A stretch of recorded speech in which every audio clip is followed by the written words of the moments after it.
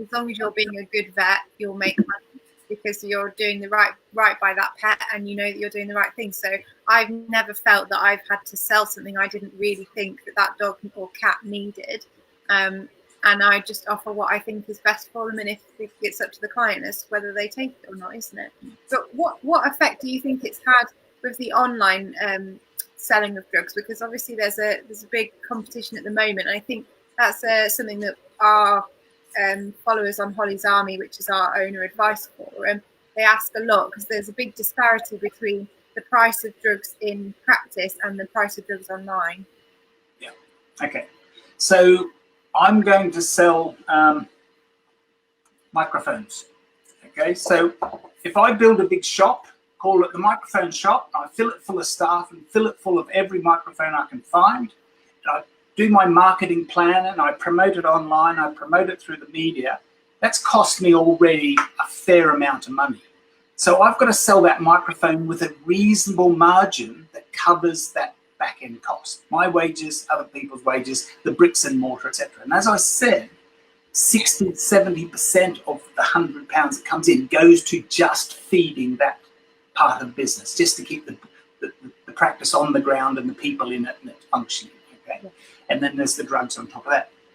If I'm sitting in my office at home on the internet and I do order a microphone and send it to you, and I never touch the item, I can do that really, really cheaply. It costs me nothing to do that, okay?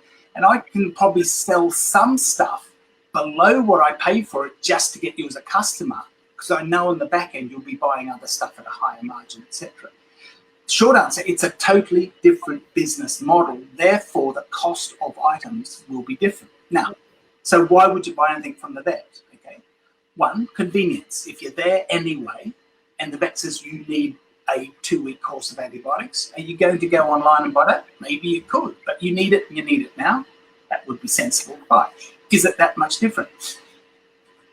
What the vet needs to do, though, you can't just go and get that. You need a prescription. So the vet has to do another process called writing a prescription, just as your doctor would do if he was providing you with a prescription, she would do, providing you with a prescription for some drugs. And there's, of course, NHS, there is a cost to that. You pay £7 something at the chemist for that. But in the veterinary world, there is no NHS, so the vet can charge for that. And that might vary from £5 to £15, depending on what the products are.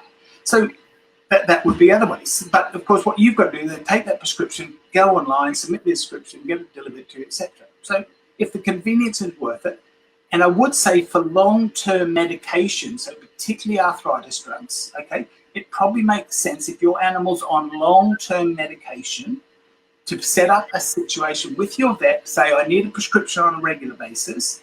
I can buy through the internet because it will be cheaper. There's no two ways of that, okay? Yeah. But does the